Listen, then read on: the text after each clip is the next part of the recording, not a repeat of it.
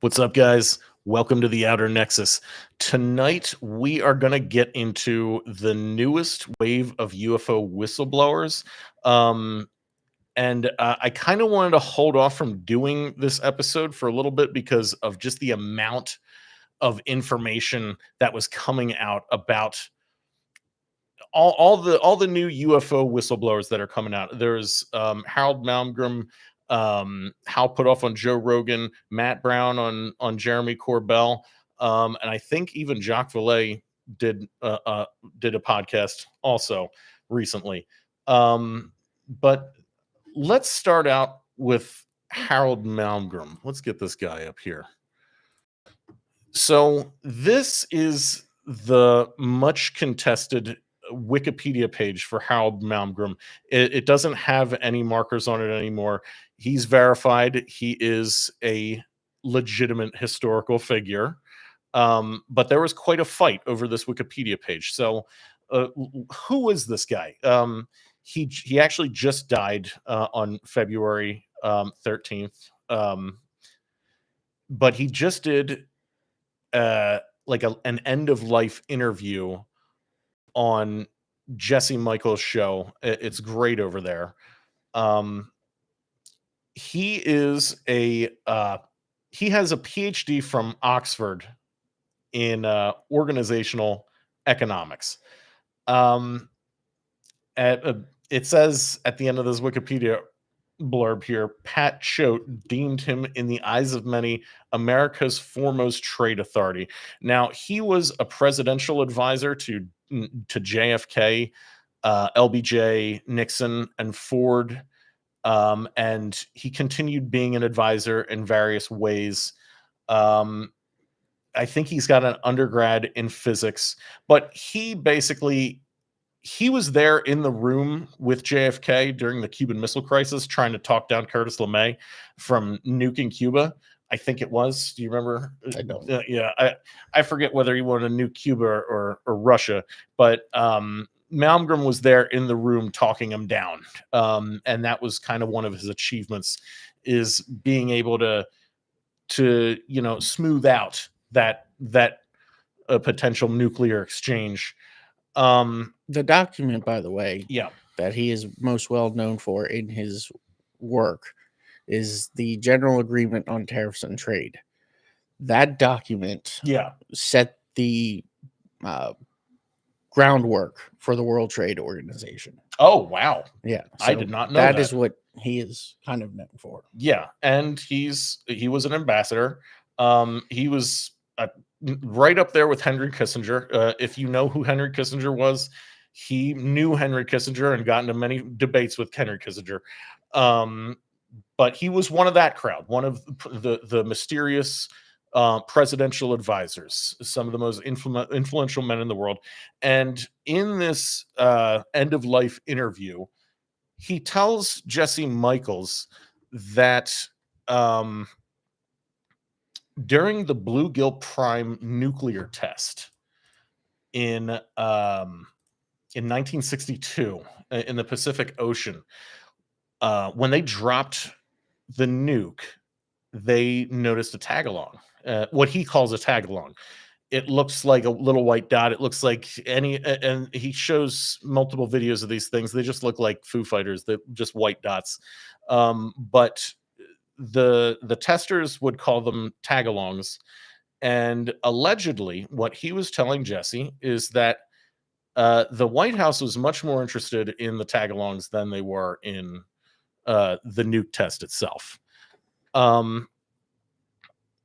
So they actually went out to Los Alamos to ask him what these tagalongs were. And basically, Malmgren elaborates that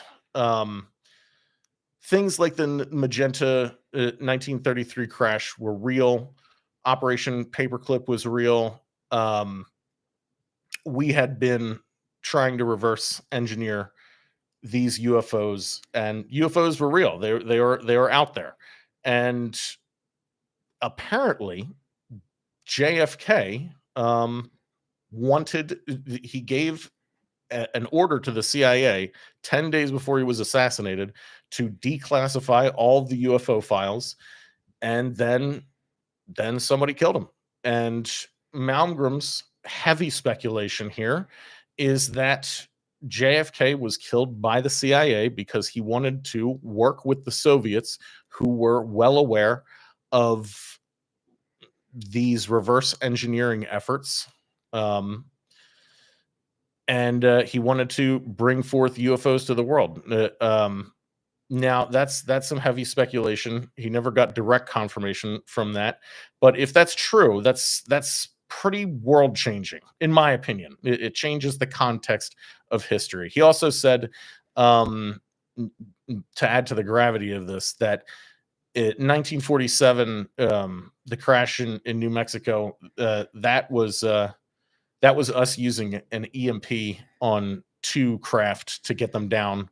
They were able to get one entity out alive and had him living for a couple weeks, and were able to get information out of him to learn how to down more of these craft. And there has been a sort of ulterior industry of downing these craft, reverse engineering, using EMPs to down these craft in remote locations and reverse engineering the technology in them. And the interesting thing is, as soon as that interview dropped, both Harold Malmgren's and Christopher Mellon's Wikipedia pages were immediately thrown into turmoil and drama and controversy.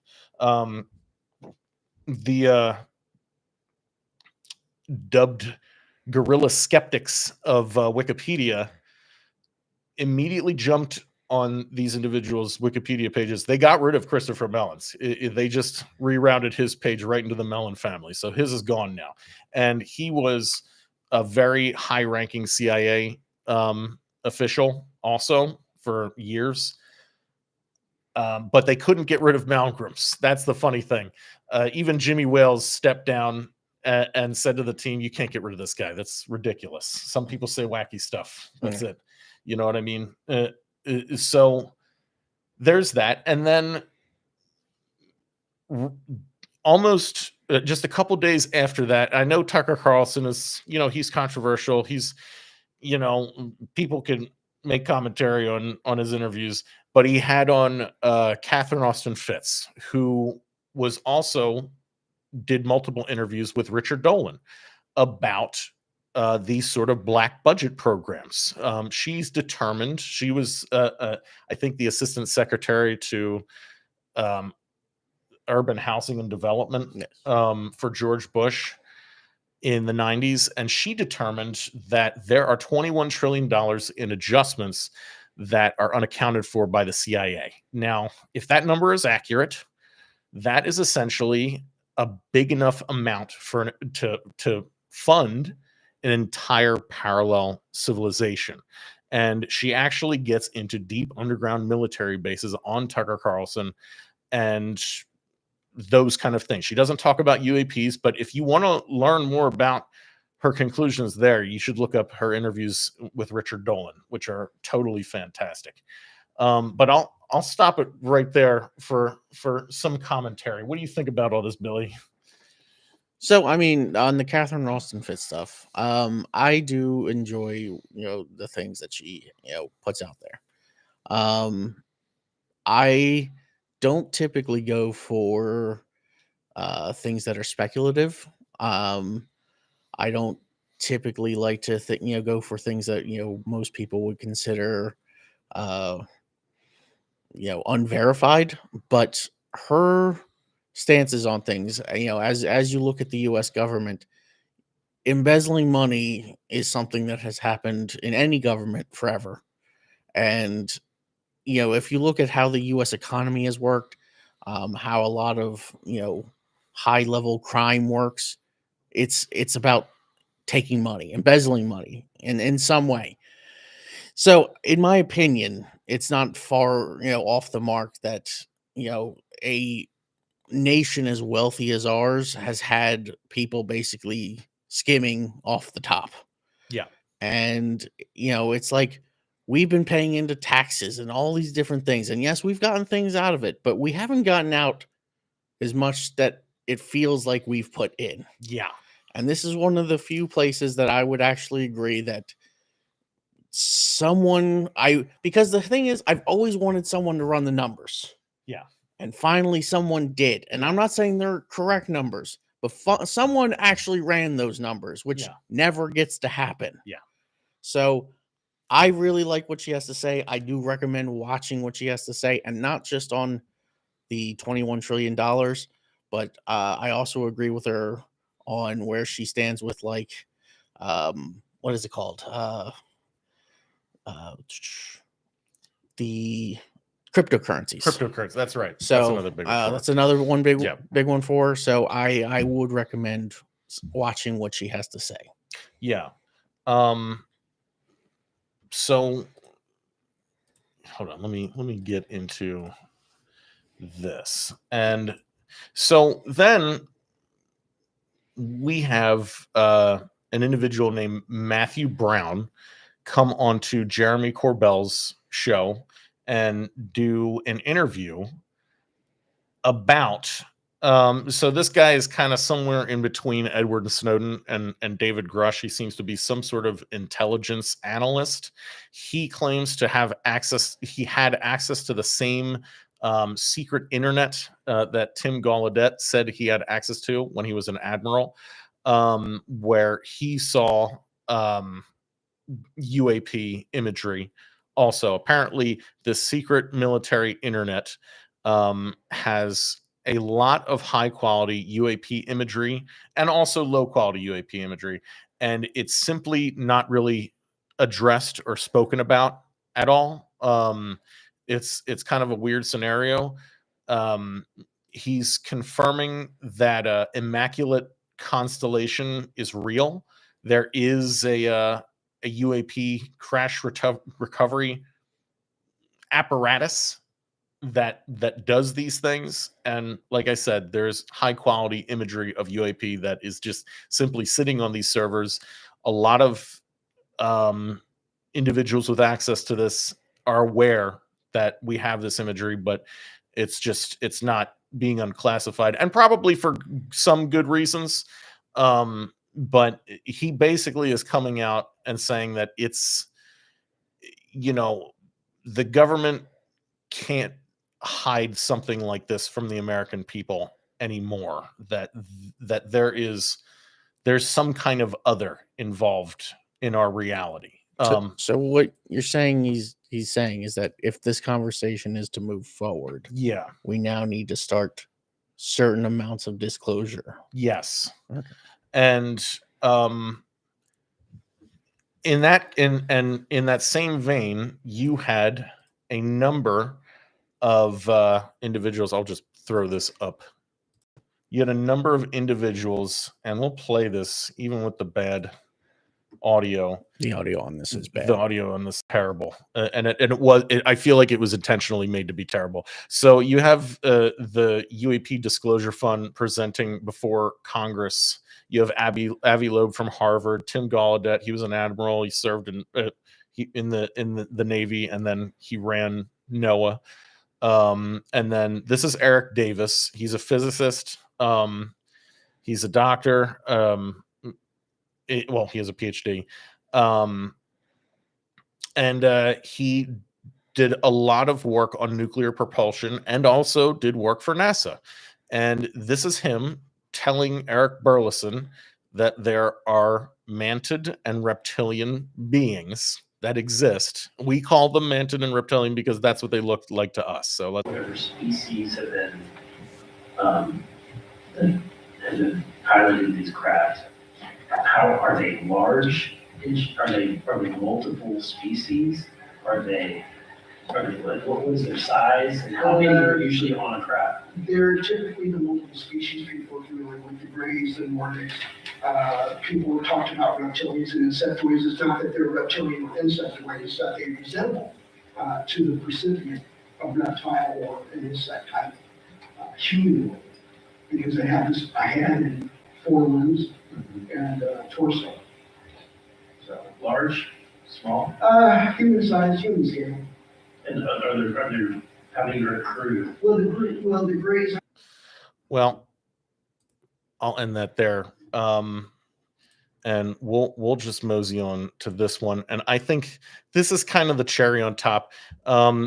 So, and I think honestly, for people in ufology who've been waiting for many, many years, in my opinion, in my humble little opinion, this is it's not disclosure, but it's almost good enough. It's Hal Puthoff basically confirming that there's 10 more crafts, but it's the way that he says it. It's the context of this video. So Hal Puthoff goes on Joe Rogan, and you need to understand that Hal Puthoff, he didn't just like do some work for the CIA. He ran some CIA programs. He was deeply involved in a number of things regarding this, especially stuff like remote viewing.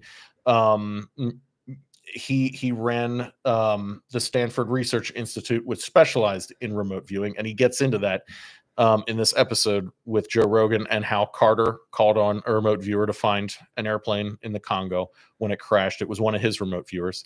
And the story of Pat Price, which is shocking. It was an LAPD officer, like 30 years in the force, retired, thought all the remote viewing stuff was total bullshit, total fraud. He tried to prove him wrong, and Hal Puthoff was like, come on down, try to prove us wrong. He flipped him around and turned him into a remote viewer. And Pat Price became one of the most successful remote viewers for the CIA, I believe, for Stanford Research Institute. But anyway, the context behind this individual is not, in my opinion, it's not some guy that's kind of aware of these programs.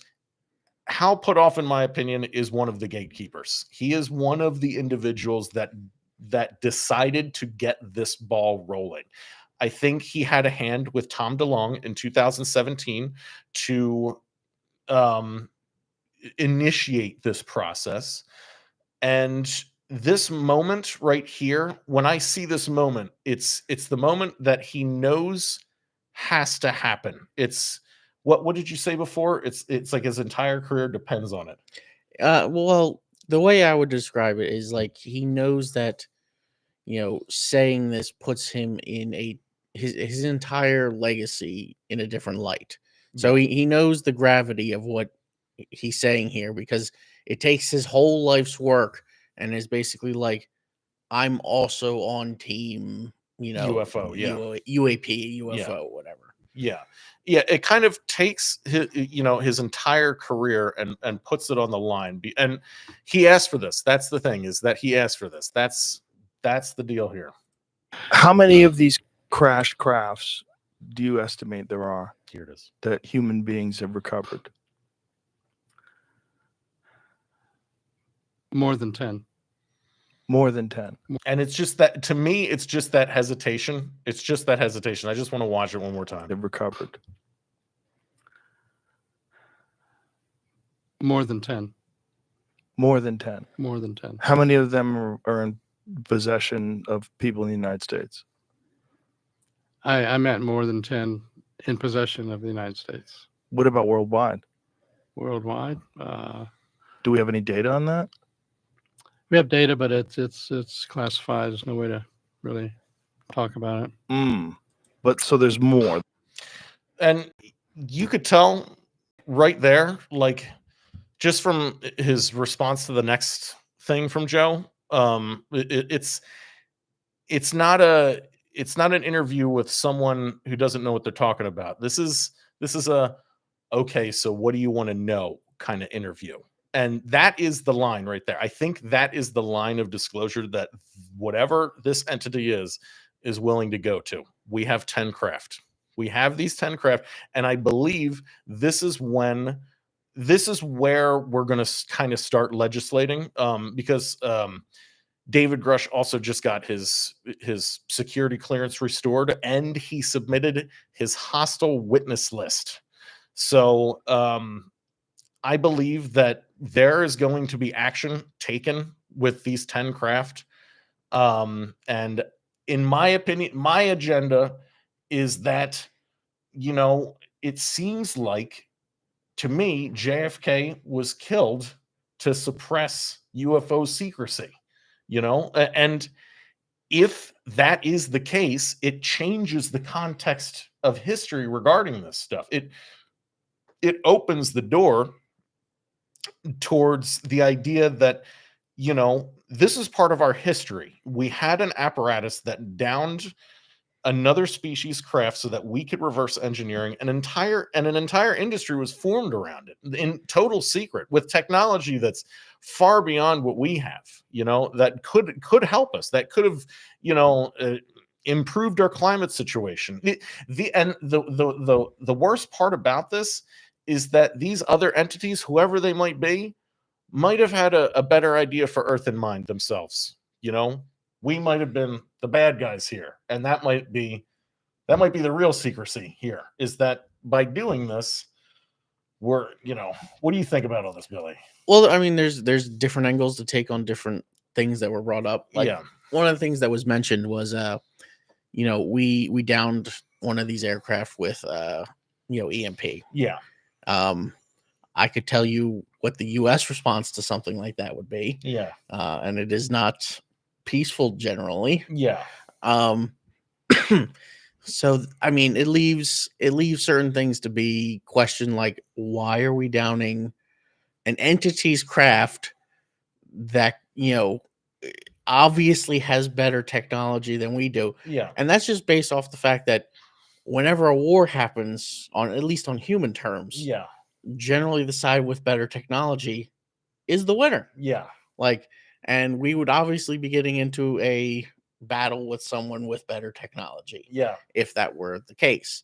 So I question that a little bit. I question, even if I said true, Yes. and then questioned it, I would still then question, like, why would you do that? Yeah. And it's interesting. I just want to interject here, is that one of the things that Hal Puthoff said in his interview with Joe Rogan is, when he was dealing with a general, the general is like, even if you proved this stuff was true to me, I still wouldn't believe it. It's like, and that's this kind of, 1950s mindset regarding this subject almost. Yeah, I mean, there could be some people that would just never take it up. Yeah. I mean, from a biblical standpoint, this is an odd topic. Well, and that's the other thing, is that there's this group in the Air Force referred to as the Collins Elite, and they're a group of Christians. This is alleged that they are a group of very high-ranking Christians in the Air Force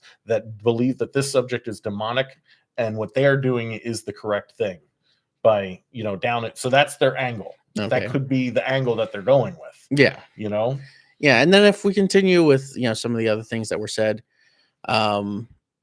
like, a lot of the times when they're talking about this, they link it to some kind of historical event. Yeah. That we can verify, at least most of the time, to some extent. Yeah. Or at least is known to have happened. Like, we couldn't necessarily verify Roswell. Yeah. But we all generally know when that was supposed to have happened. Yeah.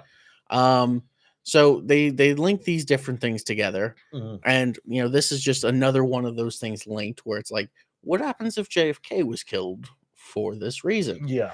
And I wouldn't delegitimize speculation. Yeah. Especially since a lot of these things that are being brought up cannot be verified. Yeah. So they will remain speculation. Well, that's the thing with history. This is the problem with history, is written by the victors. Mm-hmm. And it is basically speculation. All you could do with history is try to get connections together and to try to get a proper picture together. But, that's the thing. If you have these high-level individuals, Harold Malmgren, Hal Puthoff, Eric Davis didn't really confirm any of this, but, like, they confirm that, these kind of historical events happened. The 1933 Magenta crash happened. It was transferred to Germany. They began to experiment with anti-gravity, World War II, Operation Paperclip. They moved the Nazis over to our quote unquote rocket program. They kept working on these anti-gravity programs in secret. It merged past the Manhattan Project. You know, by the 60s, they figured out how to EMP these things down to start trying to reverse engineering them. And then by the 70s, you have corporations developing branches of physics and technology that are completely outside of the mainstream or what's known to the public. And it's all classified. The entire branch of physics is classified under the 1954 Atomic Energy Act. You know, and you just have this regulatory capture just for these specific defense contractors. And they fucking killed a president over it. And they perpetuated the Cold War to continue it. So yeah, and like I would say is it will remain speculation, but I believe that people in general always strive, like you said, history is written by the victors, and there is an amount of it that's, you know, untrue. Yeah. You know, and you could find even in our own histories with just some, you know, we can't always be the good guys. Yeah, that's the You know. thing. We can't all. It just turns out we always happen to be the good guys. That was a Norm Macdonald joke. Yeah. Yeah. So, you know, it's true that, you know, it is written, but I do believe people generally want the most truthful history. Yes. And I believe that basically we'll take what these guys say and we'll hold it there as a alternative. Yes. And when we finally do get the proof, it's like of something, and it's like, wait, you know, this has been talked about, and there are things in our history that line up with you know, this piece of data that we could now verify. Maybe some of these things, but also if you want to take this a step further, say we finally do meet one of these races that are being talked about here. We might even be able to get something from them where it's like, yeah, we lost a couple of craft, like you know, in their in their notes, like yes, on this date we lost one or two, and it was probably you guys. You know. Oh yeah, no, but that's the other thing is that he describes some of these crashes as almost like gifts, as almost like this entity is whatever this is. I would have to agree with that. Are kind of gifts. The reason being is truthfully, when I think about these things, we're not shooting these No, down. we're not shooting them down. It's making us think that we're shooting them down. Or like, something. Like, you know, like it's that whole thing where we had that drone shot of that one tribe you know, that's still living in the middle of the Amazon, and they have spears, and I think there's like one guy with a bow, and it's like that would be us. That's us, you know, compared to whatever this is. And it's really interesting.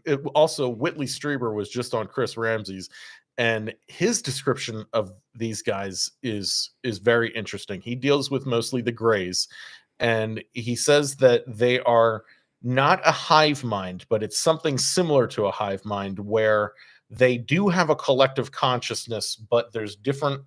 They exist on different levels. And the reason why when people freak out when they look into their eyes is because when you look into their eyes, you're looking into the total consciousness that they have, which would be overwhelming for us. But that's all just that's very interesting side story stuff. I don't know how much stock I put into any alleged alien encounter story. I think they're very interesting. I think they definitely could be true. I think David Jacobs' work on hybridization is pretty wild stuff. But getting back to this, another whistleblower just came out. His name is Dr. Gregory Rogers. He was a flight surgeon for the Air Force, and apparently in 1991, this is his testimony that he's literally just giving this testimony because he said he saw these other whistleblowers, so he's decided to come forward too. In 1991, he was taken into a room by one of the Air Force commanders on base, and he was shown a video of a flying saucer hooked up to wires in the middle of an aircraft hangar, and technicians in like hazmat suits or safety suits were around it, and then this thing gives off an electromagnetic effect, and then it begins to tilt like it's perfectly like it's on a crane or something, but it's clearly not. It just moves like that. It just moves in a very unnatural way, and it had Air Force designations on it. And he said, what kind of aircraft, how could an aircraft be shaped like that? Why would they put those designations on something like that? How could something like that be aerodynamic? And his mind was blown as this thing's tilting. And this is in 1991. I don't know if they could fake a video like that. Maybe they could. It definitely couldn't have been CGI or anything. But immediately after he saw that video, two officers jiggled at the door, and they're like, "Why is this door locked?" And they try to come into the room, and they asked the commander, "Why was your door locked?" And he was like, "Oh, I had the doctor inspecting like a skin lesion." And this guy, Gregory Rogers, said he didn't want to have anything to do with this either way, so he just agreed with the lesion story. It was like, "You don't have cancer, I'm out of here." But he kept the story with him till today. And it's very interesting because it's like, is that a data point, or was that an intentional thing that the Air Force wanted him to see to fuck with him? You know what I mean? Yeah. I mean, the thing is, if you're on Team UAP, you basically have to accept most things as data points. Yeah. Well, and then kind of sort them out later. Yes, you have to play a very interesting game of sorting the wheat from the chaff with UAP, with ufology. And that's why ufology is kind of so interesting to me, is because it's kind of like a big puzzle. But one of his main points is that, you follow the money. That craft was developed somehow. If it's real, that craft was developed somehow by someone. Somebody spent money on it, and just like Catherine Austin Fitts, somebody's spending money on this stuff.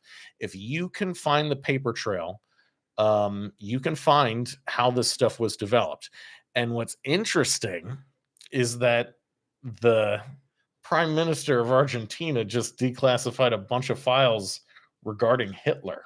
And apparently he lived till like 1962 or 63. And he had two daughters, and he lived out the rest of his life in Argentina. And they have like German villages in Argentina.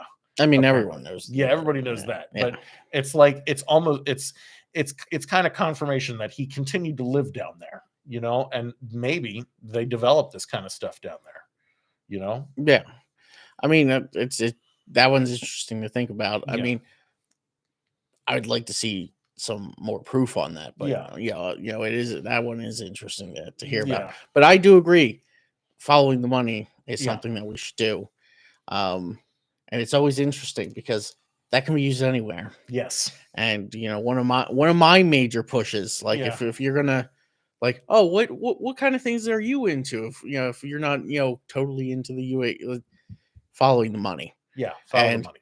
And every time it's brought up in Congress or the Senate, nope, it's never brought up in Congress or the Senate. Nope. Yep.